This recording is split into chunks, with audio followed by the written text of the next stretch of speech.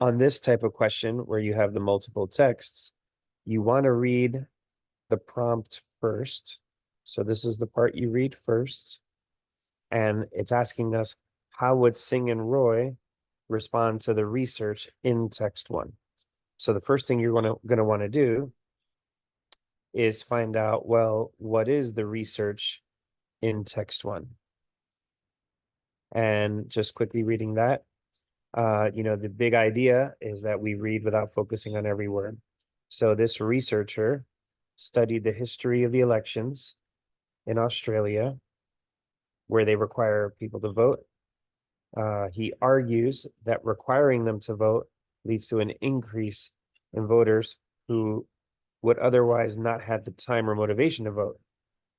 Therefore, the results better reflect the preferences of the country as a whole. So because they require for everyone to vote in Australia, the results are sort of more accurate. They better reflect the preferences of the country as a whole. So now to answer their question, how would Singh and Roy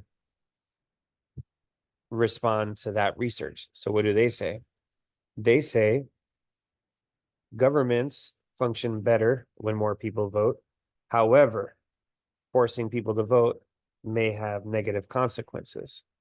They study what happens when the country requires their citizens to vote. They found that when people are forced, they spend less time looking for information about their choices. Therefore, the votes may not reflect their actual preferences. So now, in our own words first, what would Singh and Roy say about it? They would say that because people are forced, they are less educated. They spend less time educating themselves about their choices. And so which answer says that? Answer A says only countries of a certain size. So it wasn't about the size. B, people who are forced are likely to become politically engaged in other ways. It said the opposite. It didn't say that they become engaged in other ways. It said they're less engaged because they're forced. Almost like reading between the lines, it says like maybe they're a little bitter and it makes them want to stay away from it. C, requiring people to vote does not necessarily lead to outcomes that better represent the preferences.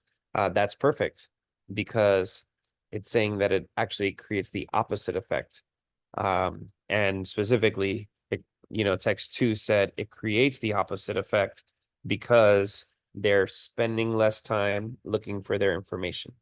And then D, countries that require voting must also make the process easier, must also make it easier.